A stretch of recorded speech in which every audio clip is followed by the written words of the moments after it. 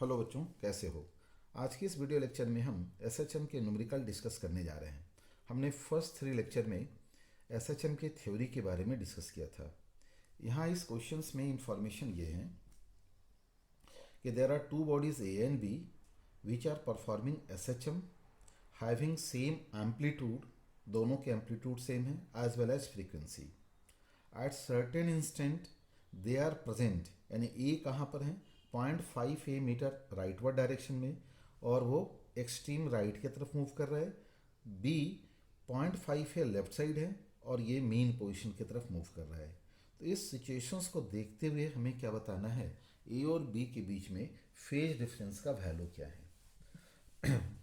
तो ये क्वेश्चंस हम मैथमेटिकल मेथड से भी निकाल सकते हैं, लेकिन हमें इस क्वेश्चंस को फेजर डायग्राम से बनाना ज़्यादा आसान होते हैं, है ना। इस क्वेश्चंस में जो बॉडी ए है ये मेन पोजीशन से 0.5 ए राइट साइड है और ये राइट डायरेक्शन में मूव कर रहा है, जबकि बॉडी बी वो लेफ्ट साइड है एट ए डिस्टेंस 0.5 ए और ये मेन पोजीशंस की तरफ मूव कर रहा है। ये बॉडी ए और ये बॉडी बी। मैंने जैसा बताया कि इस क्वेश्चंस को हम फेजर डायग्राम से बनाएं तो ज़्यादा बेटर होगा, लेकिन हमें ये जानना होगा कि फेजर कहते किसको हैं, what is meaning of phasor. Phasor का मतलब होता है हमारा रोटेटिंग वेक्टर। अब दूसरा पॉइंट ये है कि इस रोटेटिंग वेक्टर से हम एसएचएम के बारे में स्टडी कैसे करेंगे। तो मैंने पिछले लेक्चर में बताया था relation between uniform circular motion and simple harmonic motion, जिसमें हमने ये तुम्हें समझाया था कि मान लो कोई पार्टिकल सर्किल में मूव कर रहा है, ये इसका फेजर कहलाते हैं। यानी ओ पी जो रेडियस हैं, ये पी के मूव करने से ये जो रेडियस है उसकी लेंथ तो नहीं बदलती है, पर इसका जो एंगल है वो ज़रूर चेंज होता है। इससे यहाँ पर इसको हम लोग रोटेटिंग वेक्टर बोलते हैं। इसकी जो प्रोजेक्टेड पॉइंट है अलोंग द एक्स एक्सिस, इसके रोटेशन के साथ ये मीन की तरफ जाएगा और फिर ये वापस लौट आएगा। इसका मतलब जो प्रोजेक्टेड लेंथ है along the diameter x axis by axis, ये हमारा एक हार्मोनिक मोशंस को परफॉर्म करता है, हार्मोनिक मोशंस को एक्सिक्यूट करता है। यानी हम सिंपल हार्मोनिक मोशन के इक्वेशंस को इसके प्रोजेक्टेड पॉइंट के इक्वेशन से कंपेयर कर सकते हैं, और इवन ऐसा कहें कि हम प्रोजेक्टेड पॉइंट का इक्वेशंस के हेल्प से एसएचएम के क्वेश्चंस को बनाते हैं, और यही हमारा कहलाते हैं फेजर मेथड। तो ये तो इसका हुआ बेसिक कंसेप्ट। अब हम देखें ए का जो मोशन है हमारे सर्किल में वो कहाँ फिट बैठता है। यानी हमें जो नेक्स्ट स्टेप लेना है, इस पार्टिकल ए का मोशन जो कि मेन पोजीशन से राइटवर्ड डायरेक्शन में है, ऐसा कह सकते हैं कि इसकी डिस्प्लेसमेंट जो है वो पॉजिटिव है और इसकी वेलोसिटी भी पॉजिटिव है। आउट ऑफ 4 क्वाड्रेंट में सपोज पार्टिकल को हम पहले फर्स्ट क्वाड्रेंट में सेलेक्ट करते हैं कि सर्किल में ये एंटी क्लॉकवाइज डायरेक्शन में, हम यहाँ पे एंटी क्लॉकवाइज डायरेक्शन कन्वेंशन के तौर पर लेते हैं कि एक पार्टिकल सर्किल में एंटी क्लॉकवाइज डायरेक्शन में मूव कर रहा है। इसकी ये projected point along the X axis suppose 0.5 metre के डिस्टेंस पर है, पर इसके आगे बढ़ने से ये तो टुवर्ड्स मीन पोजीशन जा रहा है। इसका मतलब ये हुआ कि ये हमारा पोजीशन के साथ तो फिट बैठ रहा है, पर इसकी वेलोसिटी पॉजिटिव है। प्रोजेक्टेड पॉइंट की वेलोसिटी यहाँ निगेटिव आ रही है। एसएचएम में यदि एक्सट्रीम से मीन की तरफ जाता है तो निगेटिव वेलोसिटी कहलाती है। तो यानी ये हमारे लिए फिट नहीं बैठ रहा है यदि पार्टिकल को हम फर्स्ट क्वाड्रेंट में सेलेक्ट किए हैं। और नेक्स्ट हम इसके बाई कोऑर्डिनेट को देखें तो बाई कोऑर्डिनेट हमें ये पॉजिटिव दिख रहा है 0.5 है, और बाई कोऑर्डिनेट क्या है, मेन पोजीशन से ऊपर की ओर जा रहा है। इसका मतलब ये हुआ कि हम पोजीशन और वेलोसिटी इन दोनों को ऑब्जर्व करते हुए हम projected point along the X axis along the by axis short out करते हैं। हमारा कौन सा पार्ट कौन से किस तरफ के प्रोजेक्टेड पॉइंट ऑब्जर्वेशन के साथ फिट बैठता है, फर्स्ट स्टेप में हम ये लेते हैं। तो हमने यहाँ पर बाई डायरेक्शन को सिलेक्ट किया फॉर पार्टिकल ए के लिए। इसका मतलब ये हुआ कि जब सर्किल में पार्टिकल पी से चलना शुरू किया तो प्रोजेक्टेड पॉइंट फॉर ए के लिए मेन पोजीशन से ये ऊपर की ओर जाना शुरू किया। अच्छा, ये कन्फ्यूजन नहीं होना चाहिए, ये तो एक्स एक्सिस की तरफ हैं और ये तो प्रोजेक्टेड बाई एक्सिस की तरफ हैं। रियल मोशन सर्किल में एक्स और वाई में जो प्रोजेक्टेड पॉइंट हैं, हमें एक्चुअल जो मोशन हो रहे हैं एस एच एम का, वो किधर के प्रोजेक्टेड पॉइंट के साथ फिट बैठता है, इंपॉर्टेंट ये होता है। इसका मतलब ये नहीं समझना चाहिए कि बाई डायरेक्शन का प्रोजेक्शन का मतलब पार्टिकल बाई की तरफ ऑसलेट कर रहा होगा। ये बात तो समझ में आ गए। तो अभी हम एट प्रेजेंट ए को ऑब्जर्व कर रहे हैं। तो ये मीन पोजीशन के रेफरेंस में ये ध्यान रखना है कि यदि हम बाई की तरफ का प्रोजेक्शन लेते हैं तो सर्कुलेटरी पार्टिकल के एंगल के साथ जो बाई प्रोजेक्टेड पॉइंट हैं वो मीन पोजीशन से आगे की ओर बढ़ना शुरू कर रहा है। यानी जस्ट लाइक एक पेंडुलम है, तो पेंडुलम में ये पेंडुलम मीन पोजीशन से आगे बढ़ रहा है। तो इसका मतलब ये हमारा एंगल कितना हो जाएंगे, यदि ये 0.5 ए है और ये रेडियस ए के बराबर है जो कि इसके मैक्सिमम डिस्प्लेसमेंट के भी रिप्रेजेंट कर रहा है, तो यहाँ से यदि इसको φ1 ले लें तो साइन φ1 का वैल्यू ट्रायंगल के हेल्प से 0.5 ए डिवाइडेड बाई ए यानी हाफ, तो φ1 का वैल्यू π/6। ये हमारा बाई एक्सिस की तरफ के प्रोजेक्टेड लेंथ का फेज एंगल को रिप्रेजेंट कर रहा है, यानी this is for particle A. अब हम बी की बात करें। देखिए यहाँ पर एक आगे जो आपको ध्यान रखना है, जो मैं बताने जा रहा हूँ कि ये तो हमने एक्स एक्सिस की तरफ लिया।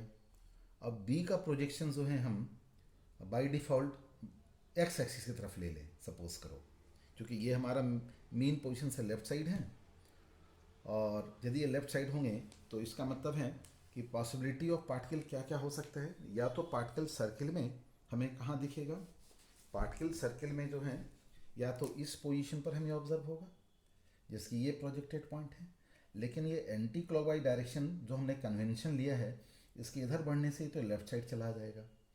इसका मतलब यहाँ पर हम यदि इस पार्टिकल को यहाँ माने थर्ड क्वाड्रेंट में और उस वक्त ये इसकी प्रोजेक्टेड पॉइंट हैं और इसके आगे बढ़ने से इसकी वेलोसिटी नेगेटिव आ रही है, या सॉरी ये velocity towards the mean position आ रही है, यानी अगेन ये वेलोसिटी पॉजिटिव वेलोसिटी को रिप्रेजेंट कर रहा है। देखिए हमारे पास दो चॉइस था, नेगेटिव डिस्प्लेसमेंट यानी नेगेटिव पोजीशन के लिए या तो सर्किल में पार्टिकल को यहाँ लेना पड़ेगा या फिर यहाँ लेना पड़ेगा।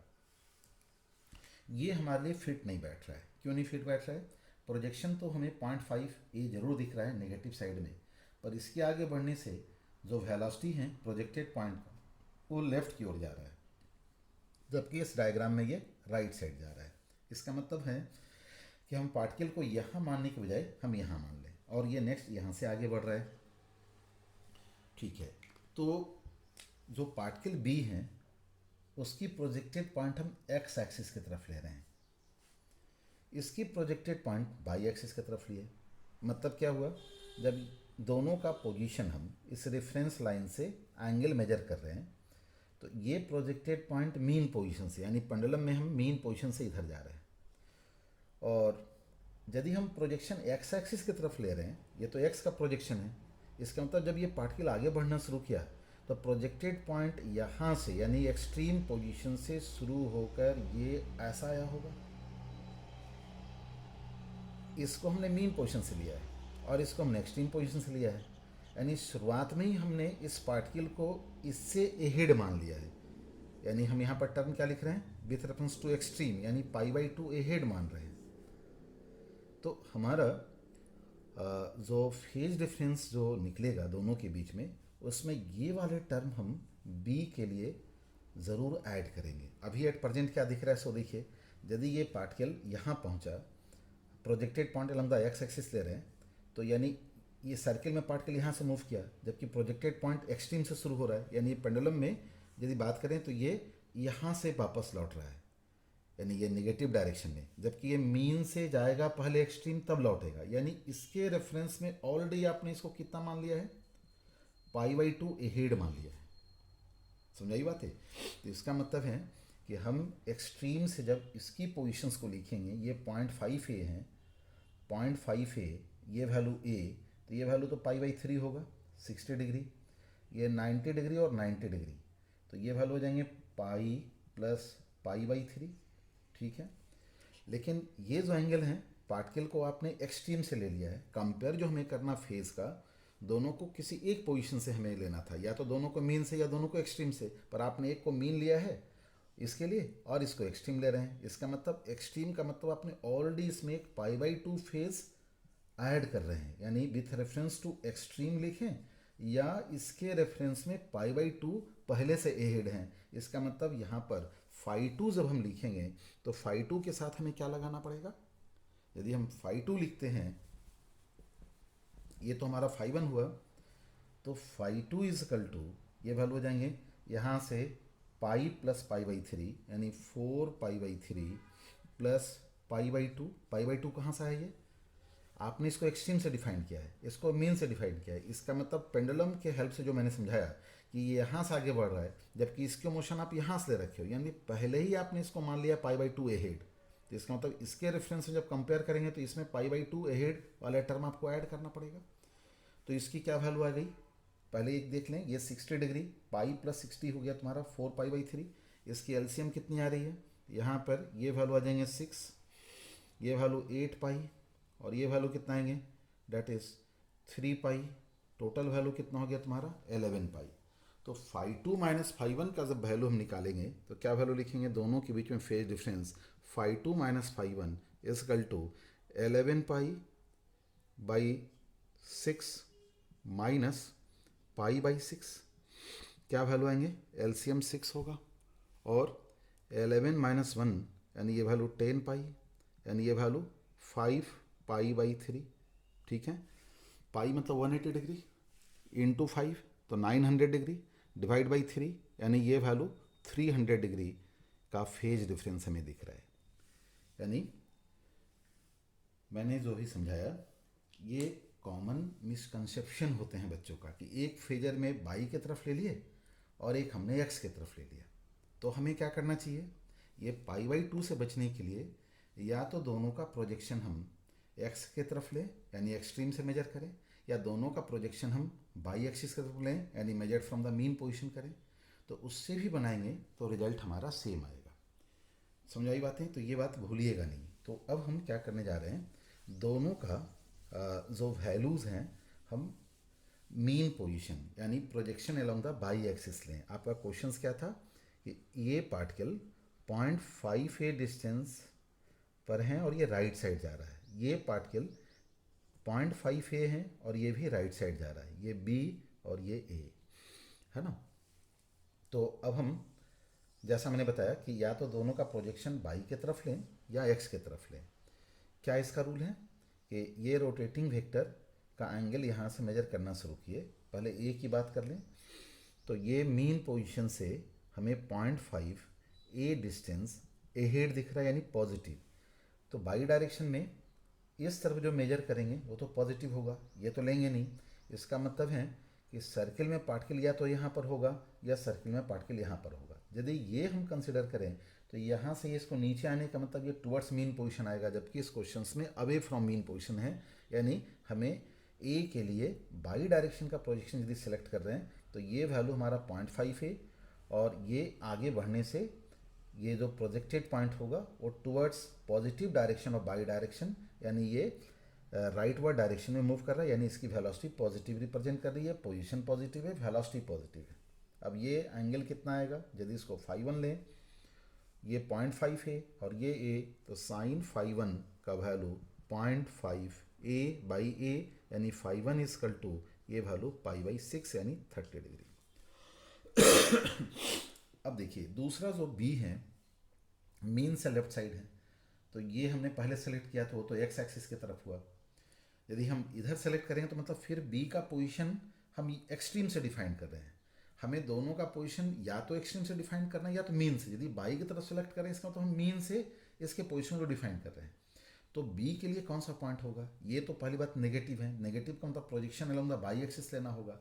तो या तो पार्टिकल यहाँ होगा थर्ड क्वाड्रेंट में, या तो पार्टिकल यहाँ होगा फोर्थ क्वाड्रेंट में। अब ये देखें, यदि ये सर्किल में आगे बढ़ रहा है तो इसकी प्रोजेक्टेड पॉइंट तो नीचे आएगी, यानी मेन पोजीशन से यदि लेफ्ट की ओर जाता तब ये हमारे लिए करेक्ट होता, पर ये हमारा अभी करेक्ट ऑब्जर्वेशन नहीं दे रहा है। अब ये देखें, इसके आगे बढ़ने से projection along the by axis तो हमें दिख रहे हैं 0.5 है लेफ्ट डाउनवर्ड डायरेक्शन यानी लेफ्टवर्ड, और इसके आगे बढ़ने से प्रोजेक्शन टुवर्ड्स मेन पोजीशन जा रहा है। इसका मतलब है कि बी जो है, यदि हम बाई डायरेक्शन में दोनों के प्रोजेक्शन को देख रहे हैं तो बी यहाँ पर है और ए का डायरेक्शन यहाँ पर है। अब हमें इसके बीच में ये फेज एंगल बताना है। तो जैसा मैंने बताया, इसकी एंगल इस लाइन के रेफरेंस में मेजर किए, ये मीन से आगे बढ़ा और ये हमें यहाँ दिख रहा है क्योंकि ये मीन की ओर जा रहा है। इसका मतलब ये निकला हमारा, ये जो पार्टिकल बी है वो यहाँ से आगे बढ़कर ये ऐसा जाने के बाद लौटा होगा। अब ये यहाँ से यहाँ तक पहुँचा है और ये यहाँ से आगे बढ़कर हमें यहाँ ऑब्जर्व दिख रहा है। तो इसका मतलब ये पूरा एंगल कितना बनेंगे, ये एंगल कितना होगा, ये 0.5 है, ये वैल्यू ए, इसका मतलब ये वैल्यू हो जाएंगे 60 डिग्री। 60 का मतलब कितना लिखते हैं, π/3। अब एंगल कितना आएंगे यहाँ पर, यहाँ से मेजर करोगे, ये यहाँ से आगे बढ़ता हुआ हमें यहाँ दिख रहा है, यानी ये एंगल, ये पूरा एंगल इसका फेज एंगल कहलाएंगे। तो φ2 का वैल्यू कितना आएंगे, ये 90 degree 90 degree 90 degree plus π/3, 3 times of 90 degree plus π/3। अब देखिए दोनों का एंगल हम इसी मेन पोजीशन से मेजर कर रहे हैं, इसलिए हमें अब पहले जैसा π/2 प्लस माइनस नहीं करना है। अब यहाँ से वैल्यू क्या आ गए, ये 6, ये वैल्यू कितना आएंगे 9π, ये वैल्यू कितना आ गया तुम्हारा 2π, तो ये वैल्यू कितना आ गया 11π डिवाइडेड बाई 6। तो देखिए यहाँ से ये पूरा एंगल हो गया तुम्हारा 11/6 और ये एंगल हमारा कितना है π/6।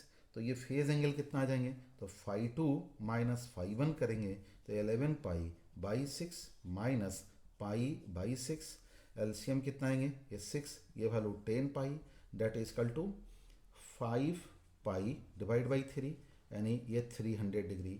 300 डिग्री इधर से लेंगे तो ये वाले एंगल कितना हो जाएगा, देखिए ये है 60 डिग्री, ये हो गया 30 डिग्री, ये भी 30 डिग्री, तो ये एंगल कितना आ जाएंगे 60 डिग्री। तो इसके आंसर दो होंगे, 5π/3 भी होगा एज वेल एज π/3 भी होगा। ठीक है, तो ये मैंने किधर लिया था प्रोजेक्शन, बाई डायरेक्शन में, यानी हम दोनों पार्टिकल का पोजीशन मीन पोजीशन से और ऑसिलेटरी मोशन मीन पोजीशन से हम डिस्क्राइब कर रहे हैं। पर यदि हम इन्हीं मोशन को एक्स एक्सिस की तरफ प्रोजेक्शन लेकर ऑब्जर्व करें तो फिर हमारा क्या वैल्यू आएगा, यानी ये हमारा पार्टिकल पॉइंट ए, यानी ए पार्टिकल 0.5 ए डिस्टेंस पर है और बी भी 0.5 ए डिस्टेंस पर है, ये टुवर्ड्स मीन पोजीशन है और ये अवे फ्रॉम मीन पोजीशन है। तो इस बार जो प्रोजेक्शन है वो हम अलोंग द एक्स एक्सिस ले रखे हैं। अब हम ये देखें, एक्स की तरफ पॉजिटिव लेने का मतलब ये होगा, अब ये होने का मतलब ये राइट साइड जा रहा है, तो पार्टिकल जो सर्किल में मूव कर रहा है इसकी प्रोजेक्टेड पॉइंट तो लेफ्ट साइड जाएगी, तो यानी ये हमारा फिट नहीं बैठेगा क्योंकि बाई एक्सिस की तरफ ले नहीं रहे हैं। तो इसका मतलब ये हुआ कि हमें ये वाले पार्ट जो हैं, यानी ए के लिए पार्टिकल को यहाँ मानना पड़ेगा और ये आगे बढ़ेगा तो इसकी प्रोजेक्टेड पॉइंट इधर बढ़ेगी। अब ये ध्यान रखेंगे कि हम एक्स एक्सिस की तरफ ले रहे हैं, इसका मतलब ये जो पार्टिकल यहाँ दिख रहा है ये यहाँ से मोशन बिगिन किया होगा, क्योंकि सर्किल में जब यहाँ से हैं तो प्रोजेक्टेड पॉइंट यहाँ से शुरू हुआ, यहाँ से ये एक्सट्रीम पर आया और एक्सट्रीम से फिर ये यहाँ पर आया। क्रॉसपॉन्डिंग सर्किल में क्या है, ये यहाँ से होता हुआ अभी हमें यहाँ दिख रहा है पार्टिकल ए। यदि हम बाई की तरफ लेते तो ये होता प्रोजेक्शन। आई बात समझ में, बाई का मतलब हम मेन पोजीशन इसका मेजरमेंट कर रहे हैं, एक्स से हम ले रहे हैं मतलब एक्सट्रीम से मेजर कर रहे हैं। तो ये पार्टिकल अभी यहाँ दिख रहा है, एंगल यहाँ से मेजर करना शुरू किए, इसका मतलब ये अपना मोशन यहाँ से बिगिन करता हुआ यहाँ पर आया है। तो ये एंगल कितना आ जाएंगे, यहाँ से यहाँ तक पाई, ये 270 डिग्री, ये वैल्यू कितना आएंगे 60 डिग्री, ये वैल्यू कितना आएंगे 30 डिग्री। इसका मतलब कितना हो गया 3 टाइम्स ऑफ π/2 प्लस π/6, ये वैल्यू हो गया तुम्हारा φ1 का वैल्यू। ठीक है, ये 90 90 90 3 π/2 और ये एंगल 60, तो ये वैल्यू 30 यानी π/6, इसकी एलसीएम 6, ये वैल्यू कितना आएंगे 3 यानी 9π plus 2π that is equal to 11π divide by 6, ये हो गया φ1। अब हम बी की बात करने जा रहे हैं। देखिए बी में हमें फिर बी का भी प्रोजेक्शन किधर लेना है, अलोंग द एक्स एक्सिस।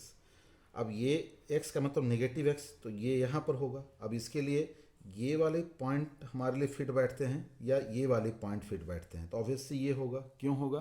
क्योंकि सर्किल में हमने कहा कन्वेंशन हमेशा एंटी क्लॉकवाइज लेना है, तो इसके इधर आने का मतलब ये नेगेटिव, यानी नेगेटिव लेफ्ट से मीन की तरफ जाएगा, यानी ये अप्रोचिंग टुवर्ड्स मीन पोजीशन होगा।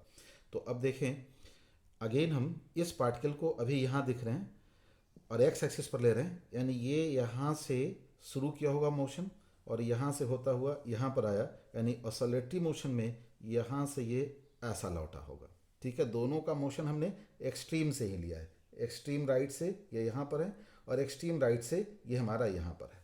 तो इसकी फेज डिफरेंस कितनी आएगी? अब ये वैल्यू 0.5 है, तो ये भी 60 डिग्री हो गया हमारा। तो ये 180 डिग्री अब प्लस π/3, तो ये वैल्यू 180 डिग्री यानी पाई प्लस π/3 कितना लिखोगे? ये वैल्यू आ जाएंगे 4π/3। अब इन दोनों के बीच में फेज डिफरेंस φ1 माइनस φ2 लेंगे, ये वैल्यू कितना आएंगे? 11π/6 माइनस 4π/3। एलसीएम इसका कितना होगा? तो 6, ये वैल्यू 11, ये वैल्यू 8 इंटू पाई, तो ये वैल्यू कितना आ रहे हैं? 3π/8। 3π/8 नहीं, 3π/, एक मिनट फिर से एक बार देख लें, कहीं मिस्टेक हुए हैं। ये 11π/6, ये वैल्यू है π/3, पाई प्लस π/3, पाई प्लस π/3 4π/3। तो कहाँ मिस्टेक हुए हैं? कहीं हमने मिस्टेक किया है। ये वैल्यू कितना है तुम्हारा? cos 60 डिग्री, ये वैल्यू है 30 डिग्री। तो 30 डिग्री मतलब π/6, एलसीएम इसका 6 लिए, तो ये वैल्यू 9π। अच्छा, यहाँ गलती किया मैंने, ये वैल्यू आना चाहिए पाई, तो ये वैल्यू हो गया तुम्हारा 10π। देख लीजिए बच्चे लोग, ये 6 है ना, तो यहाँ 2 नहीं आएंगे ना, 10π। और ये तो करेक्ट है। ये वैल्यू हमारा कितना है? 60 डिग्री, तो पाई प्लस 60 4π/3, तो ये वैल्यू 10। ठीक है, तो ये वैल्यू 10। तो अब देखें कितना वैल्यू आ रहा है? 10 माइनस 8 मतलब 2π, तो 2π, तो ये वैल्यू कितना आ जाएंगे तुम्हारा? π/3। π/3 का मतलब 60 डिग्री। तो मैंने आपको पहले बताया कि इसके बीच में जो एंगल आएंगे वो 60 डिग्री हो। आप डायग्राम वाइज भी देखें, ये पार्ट के लिए यहाँ पर, ये पार्ट के लिए यहाँ पर है, तो ये एंगल हमारा 30 डिग्री, ये भी 30 डिग्री, तो इसके बीच में फेज डिफरेंस क्या है? तो ये 60 डिग्री। इधर से देखोगे तो 300, इधर से देखोगे तो 60 डिग्री। सो ये इसका बेसिक कंसेप्ट होते हैं। तो कंक्लूजन ये है फेजर डायग्राम में, या तो हम दोनों को एक्सट्रीम से लें, तो मतलब projected point along the axis से लेंगे, या तो दोनों को बाई एक्सिस की तरफ लें, तो प्रोजेक्टेड पॉइंट बाई की तरफ ले रहे हैं, इसका मतलब हम मीन से उसको काउंट कर रहे हैं। लेकिन एक का लिए बाई और दूसरे का लिए एक्स, इसका मतलब पहले से आपने उनके बीच में एक फेज डिफरेंस डेवलप कर रखा है, तो ऐसा हमें नहीं करना है।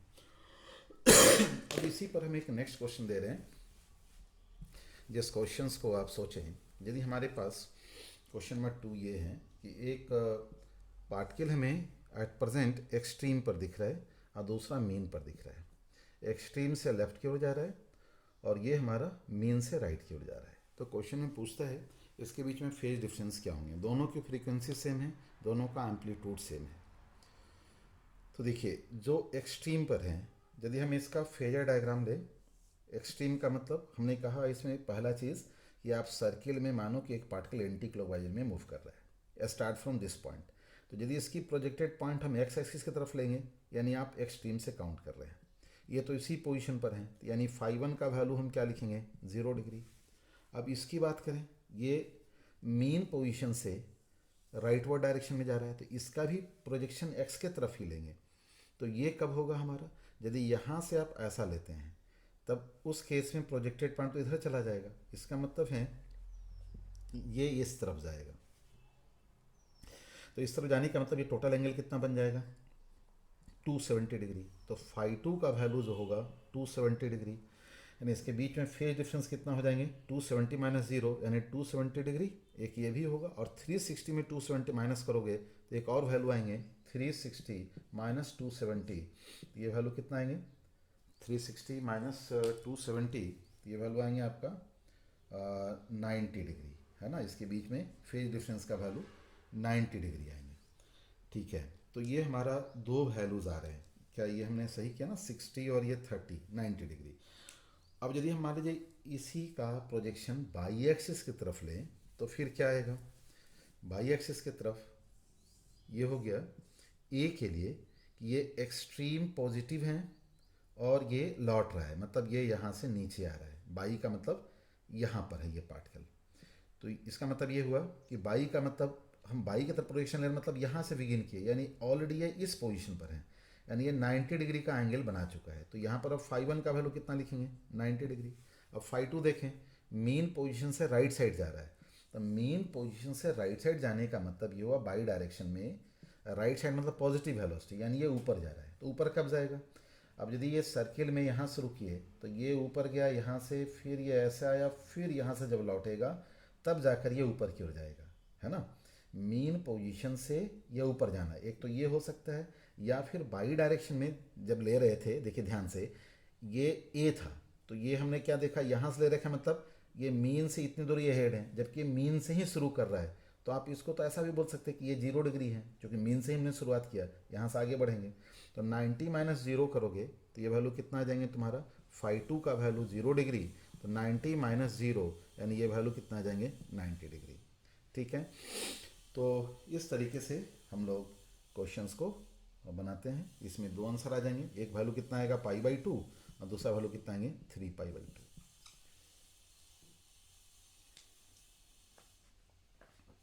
ठीक है, एक आध क्वेश्चन और हम आपको देते हैं होमवर्क के रूप में, इस क्वेश्चंस को बनाइएगा।